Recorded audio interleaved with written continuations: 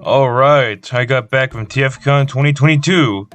Now, this isn't the first time I went to a convention that was related to Transformers. You know, like the first time was way back in BotCon 2015 with a really mediocre video. Then in 2018, I went to TFCon with my friends that I knew back in high school. I didn't make a video back then, but I do have some pictures still. Here, I got more of an opportunity to meet the celebrities, as well as take photos and whatnot. And it's something that I've kind of wanted to plan ahead of time because I kind of feel like I need to try and get as much content out of it just to showcase the sort of experience I had with the convention. And this time I went on my own. It sucks because I kind of wish I had someone else to accompany me and enjoy the fun, but everyone else is pretty much busy. And it's also a shame because some of the people that I have met are people that they probably wish they could meet as well, especially Peter Cullen. But that being said, TFCon was a pretty cool experience, and it's something I always wanted to bring up, so I think it'd be best to just go over some of the stuff that did happen. Now, the first thing that did happen was actually me asking a question to the likes of Susan Blue, Paul Eiding, and Ron Friedman. Susan was best known for voicing RC and G1 and Animated. Eiding was best known for voicing one of the faces of the Quintessons and more notably Perceptor. And Ron Friedman pretty much wrote the 86 movie. And the thing is, I kind of expected it to be a case where you had to pay to ask them questions, but no, you can actually just like walk up to the microphone and a line and just ask them from there. So here we go. Someone would be offended. So? Question for all three of you.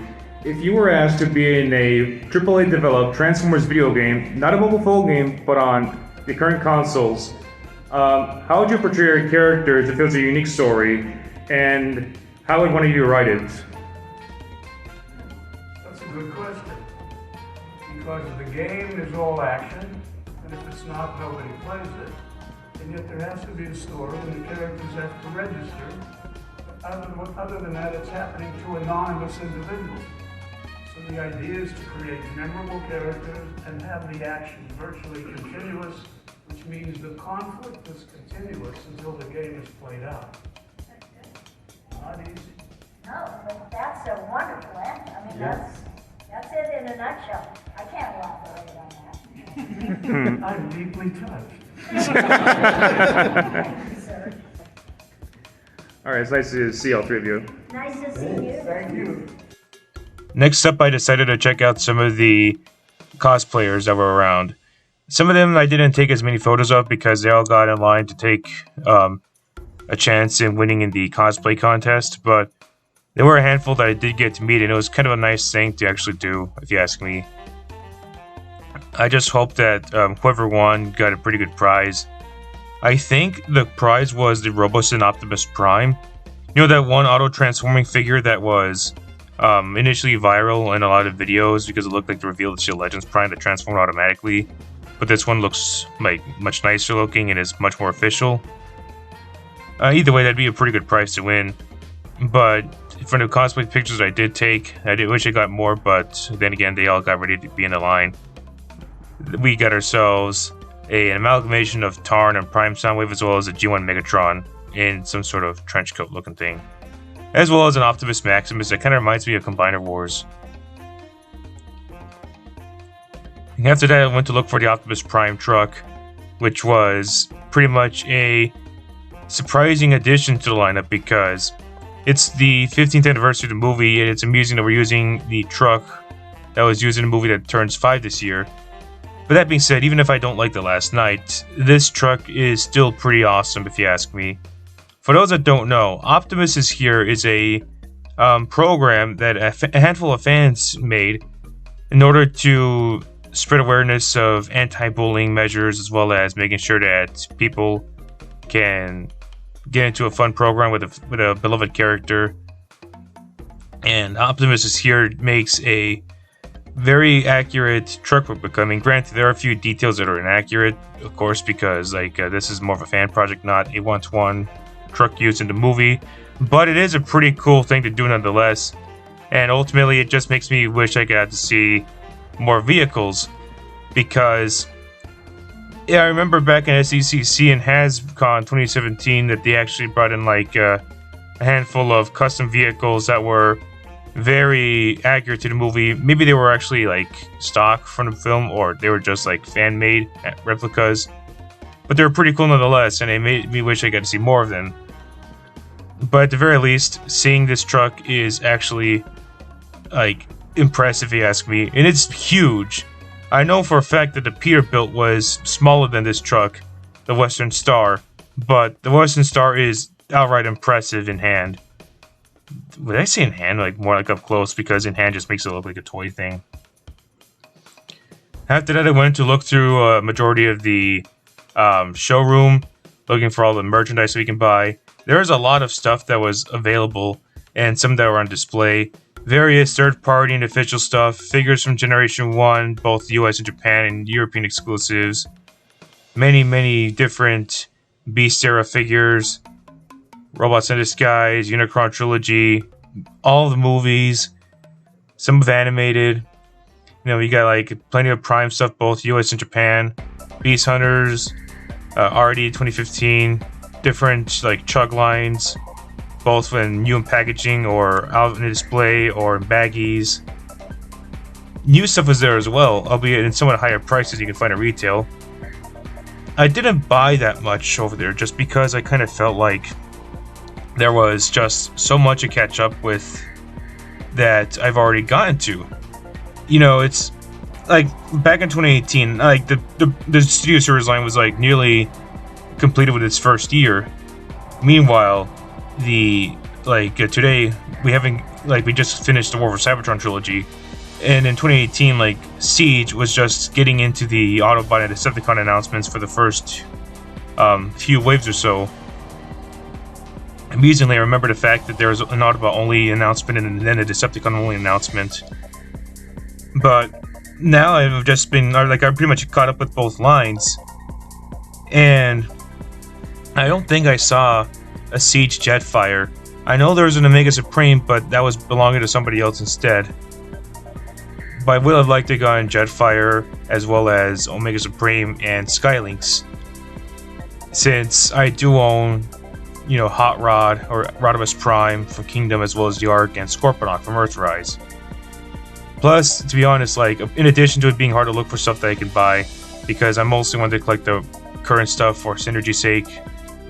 Some of the stuff I did want to buy was just very expensive.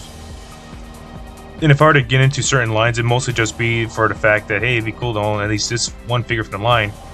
Like, I like to own, you know, like, Universe Hound, for example, even though we're getting an SS-86 Hound and Buzzworthy Bumblebee, as well as having GDO Hotspot for how unique he is, or getting myself a couple of gaps filled in for the Prime series.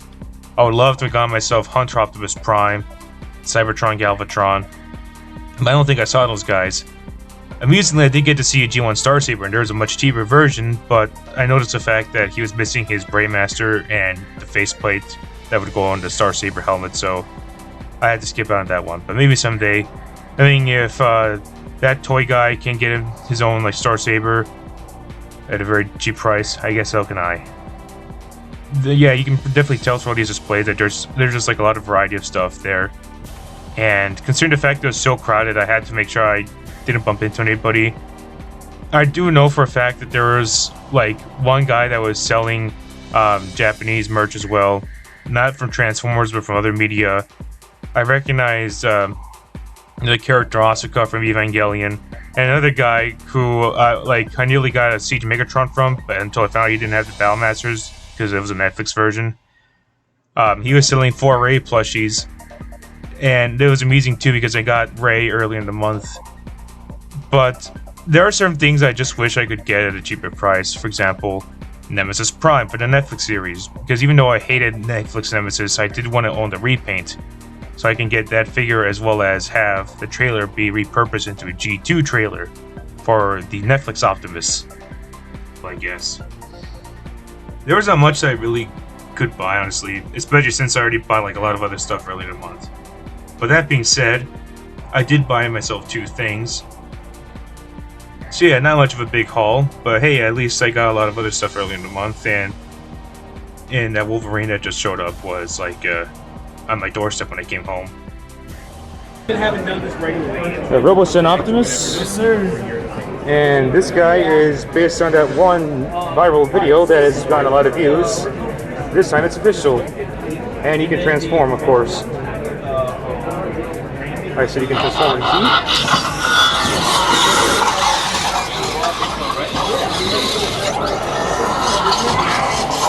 And he doesn't want to look at me. Oh, that's how he transforms. After that, I decided to go check out another Q&A, this time featuring the likes of Susan Blue on her own as well as David Kaye. It was actually a pretty fun experience just to see two people. This time around, Susan Blue was more so a voice director for the Beast era, and I'd say that it was just kind of funny to look back on the fact that they're all pretty good people around in terms of like what they said and how they answered the questions. Susan Blue amusingly made a joke about how she wants to be a fusor of both a elephant and a donkey so she can bring everyone together for once, which is a pretty good joke. I also like the fact that she was sort of aware of a spider that RC would turn into, because the Beast Wars RC toy that was made in BotCon 2001, I guess, turned into a spider, since she was a repaint of Transmittal 2 Black Arachnia. But with David Kaye here, I had to ask one important question, especially since everyone else asked some other questions. I mean, one guy took my question of me initially when I asked him about like RC being related to Rat Trap, and then another person brought up about Transmutate. So I thought, damn it, okay, I'll just ask David Kaye if he could sing the Rubber Ducky song. Hello again, Susan. Hello. I like to say it's nice to meet you both, you again as well. But first question for David. I wish I brought my rubber ducky with me, but can you please sing the Rubber Ducky song? I was given a transformable rubber duck, or that little small little duck this morning. It's pretty cool. Okay, let's see. Rubber ducky, you're the one. Rubber ducky, you're so much fun. Rubber ducky, I'm so in love with you. Scopana, what are you doing in that bath? Inferno! How many times have I told you? Yeah, there you go. Thank you. I gotta say it's great to meet you both, and thank you all so much for the memories, whether it's in the movies or like Beast Wars animated, Prime. It's been great hearing you all, and whether it's like something new or something old, because I grew up with a lot of it back then. Thanks to Monkey Bar TV, shoutouts to 2007 Hasbro, and it's been great to hear other stuff. And I just have to also thank Derek J. Wyatt for making a great show. Talented artist and amazing creative mind as well. Yeah, we miss him. Thank you. Good.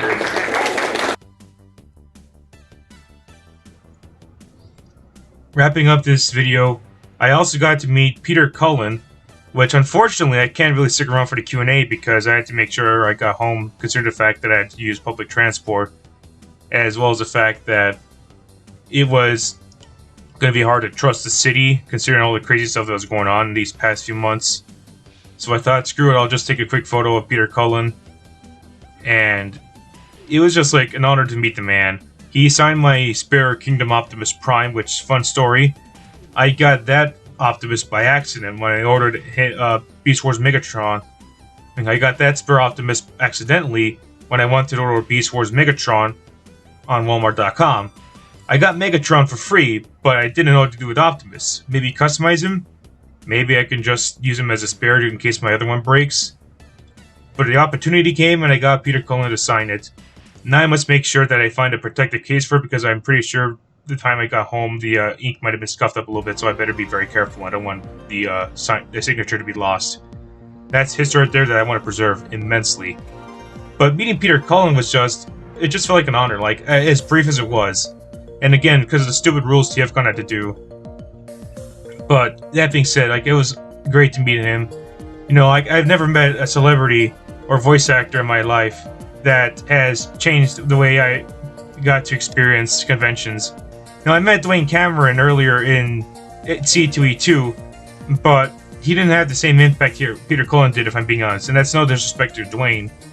I just think that Peter Cullen, shaped my childhood, considering the fact that he voiced Optimus Prime. And man, it's just like, it just felt so exciting to see him sign all these other things for fans. And he even got to like sign a My Little Pony themed Optimus Prime to a young child that was also in line. Like, it was just an amazing experience. He did look like he was about to tear up a bit, but like, I was just super happy to meet him.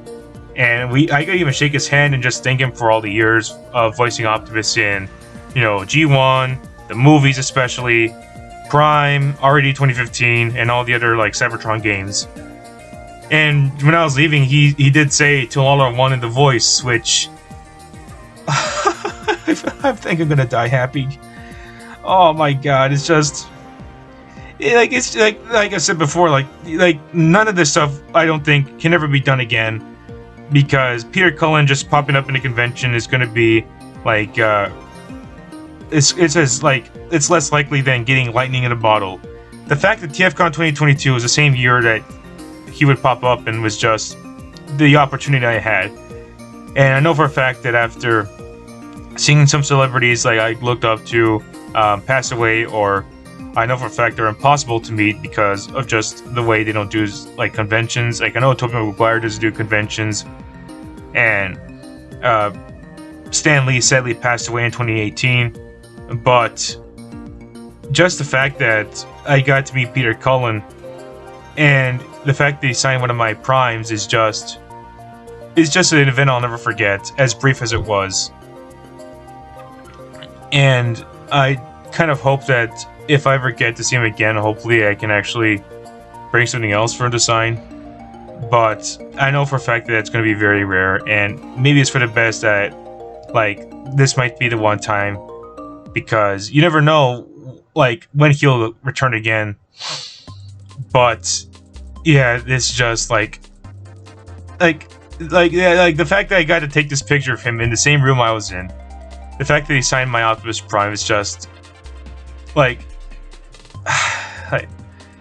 it's something that I don't think is ever going to be topped off by anything. Like I said before, no celebrity or voice actor that I've met in person can ever top that. And that about wraps up my TFCon video. And if you've ever been to a Transformers convention before, you should definitely tell me about what your favorite experience was meeting a voice actor or a writer and whatnot, or even a comic book artist. It's just stuff like this is just, like I said, it's going to be hard to top. And for me, Peter Cullen, meeting him, getting an autograph is just like, it's like, it can't get any better than this. Like, nothing can top it off. It's just perfection all around. And until next time, guys, I'll see you later with more videos. If I ever get a chance to upload anything that isn't just a simple like shitpost or meme related thing, you might expect me to cover 2 franchises based on DC and Marvel at some point. They're not cinematic universes, but they're still universes nonetheless. So I'll see you then.